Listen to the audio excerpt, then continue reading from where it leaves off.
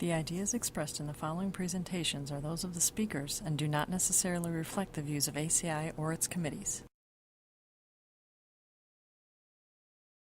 ACI web sessions are recorded at ACI conventions or other concrete industry events and will be made available for viewing free of charge for 1 week.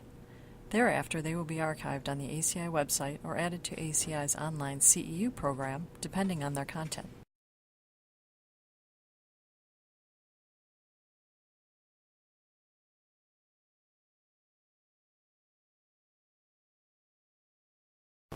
Okay, thank you. Again, I'm going to talk about VDOT's experience with performance specifications, and most of this work was actually done by Dr. Chelik-Ozildrum, who's not here at this meeting. This is an outline of the presentation to talk about the end result specification.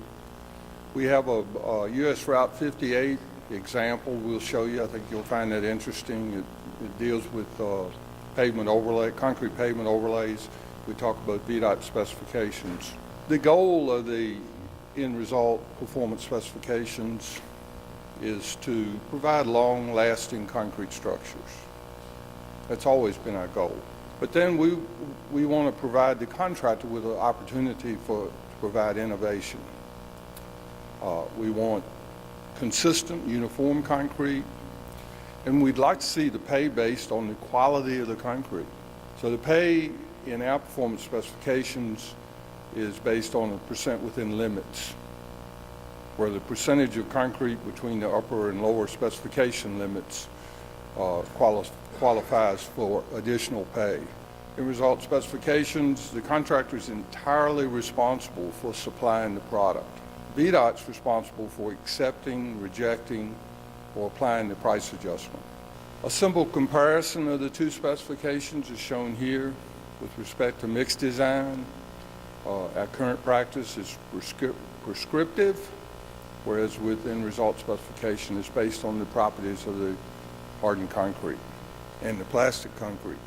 Testing, currently VDOT does it. With the end result specification, the contractor and VDOT are involved.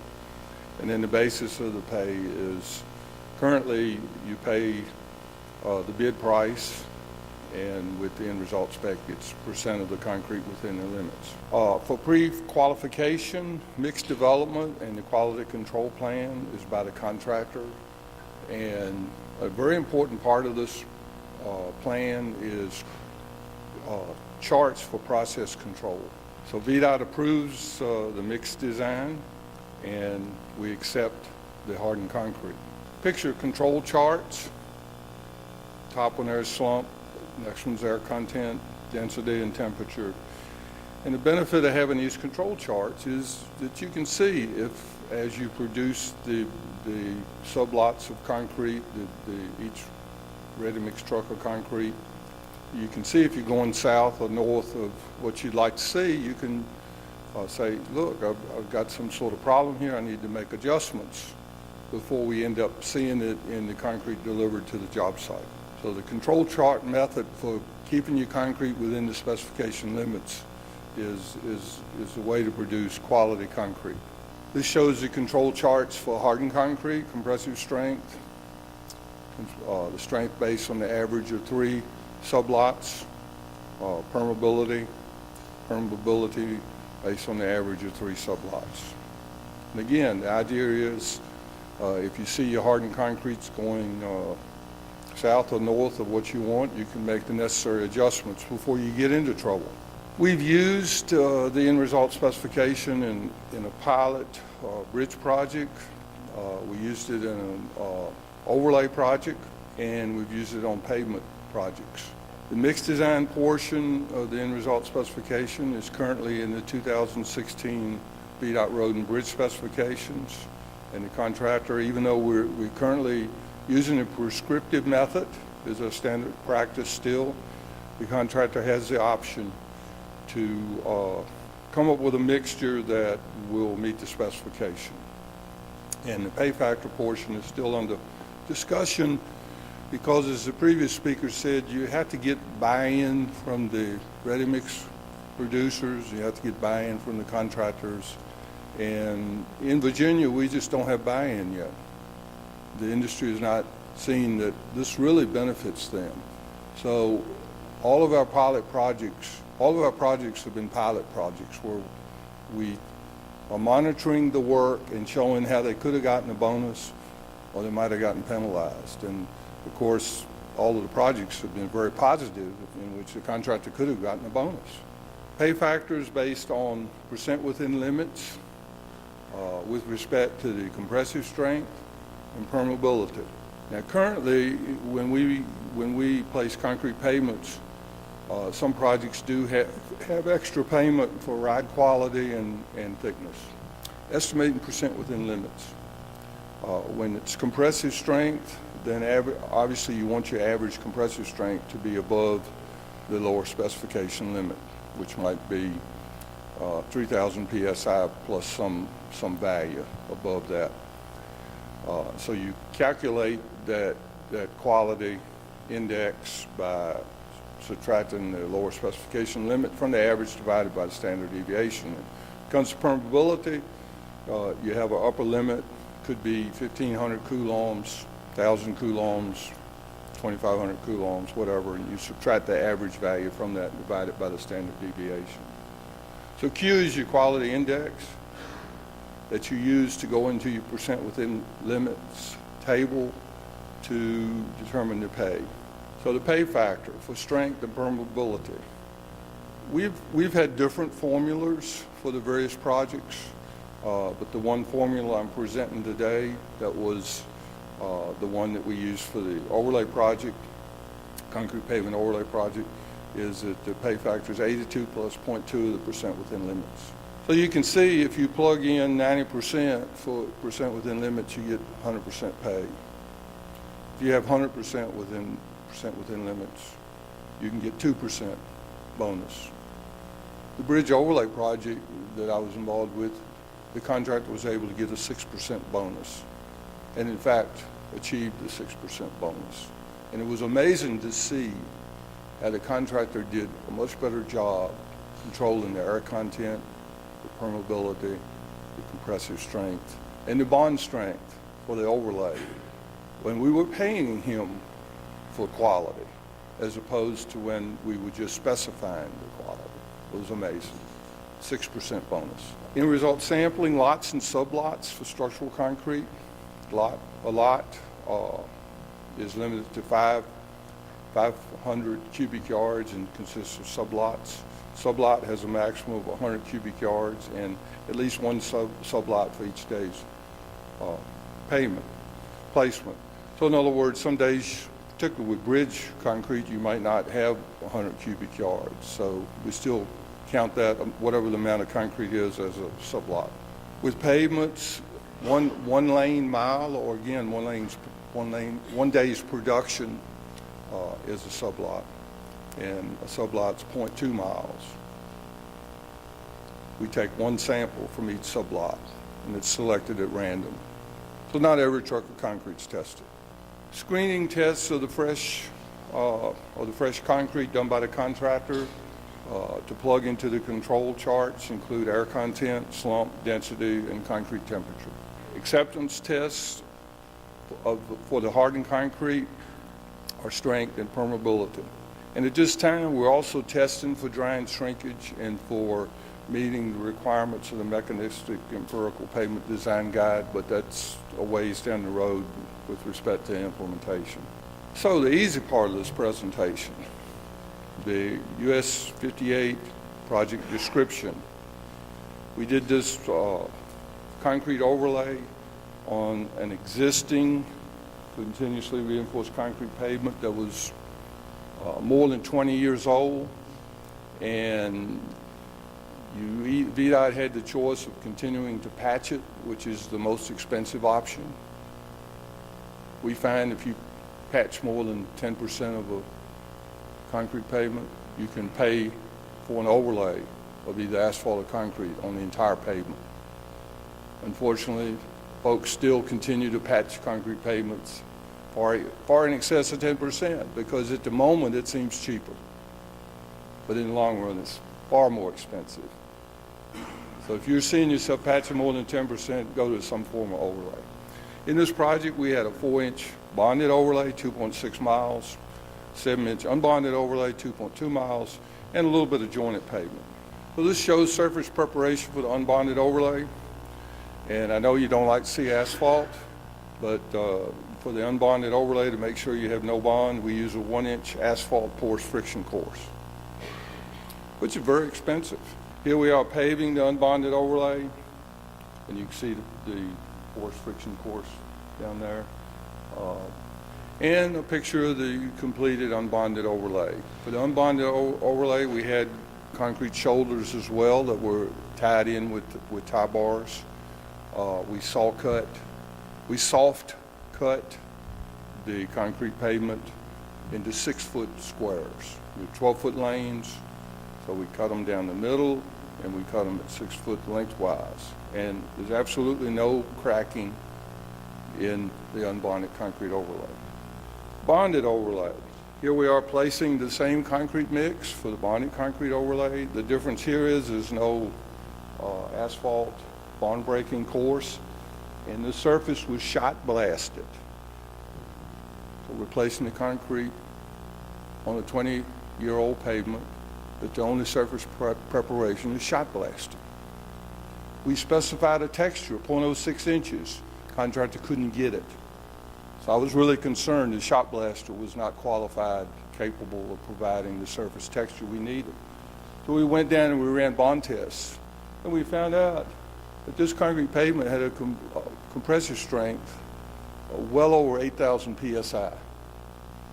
So the shot blaster could not get the texture. But we could get really high bond strengths without the texture because the shot blaster at least cleaned the surface. It was a great learning experience. This is what you get when you construct a bonded concrete overlay on continuously reinforced concrete pavement. You get to see the same cracks that you covered up. It's guaranteed. Most continuously reinforced concrete pavements have cracks every 3 to 5 to 8 feet, depending on the mix, depending on a lot of factors. 8-inch thick continuously reinforced concrete pavement. All of them in Virginia have these cracks. A lot of folks think you overlay it and you don't see them, but they reflect right through. It's just a matter of days. So, if you overlay concrete with wide cracks or poor quality, you're making a mistake. You need to use an unbonded overlay because you're going to get cracks in the overlay that will lead to deterioration because they're not tight cracks. That's what you see here. Mixture, 596 pounds per cubic yard, cementitious material, 25% class F ash. Water cement ratio, contractor had 2 mixes approved, one with a little less water, 0.43 water to cementitious material ratio, one at 0.45, and you kind of work between those 2 ranges. Number 57, coarse aggregate, natural sand. Total concrete produced was 8,088 cubic yards. A lot was 1 lane mile, sublot 0.2 miles. 1 sample from each sublot was selected at random. We had FHWA down there with their mobile lab, which has all of the latest testing equipment for folks to see. Came down to see this concrete overlay, and they could visit the mobile lab, and they assisted with a lot of the testing. So what did we end up with? The compressive strength, average value of 4870 psi, standard deviation 340 psi, and pay factor 101.31%. Permeability, average value was 600 coulombs, standard deviation 120, pay factor 102, so 2%. So on the average, contractor achieved a 1.66 bonus. So in conclusion, the Route 58 construction was successful, executed on time, concrete was of high quality, acceptance was based on strength and permeability, and it qualified for a bonus. Like all of the pilot projects we've done, the contractor would have achieved a bonus if the end result spec had been in effect. And when it was in effect, he did get the bonus. The VDOT road and bridge specification has 3 mixed design options. The one we've always used is the prescriptive method, so that option's still there, but the options 2 and 3, the contractor producer can design the mix with trial batches and provide data showing it's compliant with our requirements. He can design the mix and install it in the field and show compliance. And with options 2 and 3, there's no minimum cementitious material content requirement. Thank you, and I'm happy to entertain questions. Yeah, I have a question, Mike. Okay. I know Cass is moving, so I guess it would be more questions. Well, Cass mentioned that their experience with lots of fly ash concrete that has cracked, sometimes slag cement or sea ash. I know Virginia has experience with slag cement as well. Would you talk about that? Have you seen that as well? We have been using, we have been requiring the use of supplemental cementitious materials in our concretes since about 1990. We've successfully used these concretes. The two materials that's used are either Class F ash or slag. We've experienced a lot of cracking with these high performance, low permeability concretes. We've studied the cracks. We have not looked at the difference in the cracking you get with fly ash versus slag. So I cannot contribute or, to what Kaz is saying. But that certainly may be something we need to take a look at. We've looked at the cracking. We now have a low, for bridge decks, we have a low crack requirement for all deck concrete starting in the July 1 of 2016. The minimum cement, the maximum cementitious material content is 600 pounds per cubic yard. And there's a 28-day shrinkage requirement. And the contractor has to use a shrinkage reducing admixture or lightweight aggregate or do whatever he can do to meet the shrinkage requirement. And this has been significant as far as reducing the cracking in our decks over the, we've got like 1 year experience with it. And it's caused major reductions in the wide cracks. Sounds like a good performance thing. Well, yeah, like I said, we have not yet been able to move forward with the end result specifications because of industry buy-in. And we negotiate with industry with respect to everything we do because they do the work. So we work together to get a quality product, and we do the best we can. We continue to try to convince them this is for your good as well as VDOT's good. But here's the big problem. The ready-mix producer typically provides the concrete, and the contractor places it. And the industries can't seem to get together and figure out if there's a penalty, who gets it and how much of it, and if it's a bonus, who gets it and how much of it. And the tendency is for the contractor to want to put the penalty on the ready-mix producer and to take the bonus home. Okay, so you can see, but this is something VDOT really doesn't have control over. They need to work this out. I know eventually we will.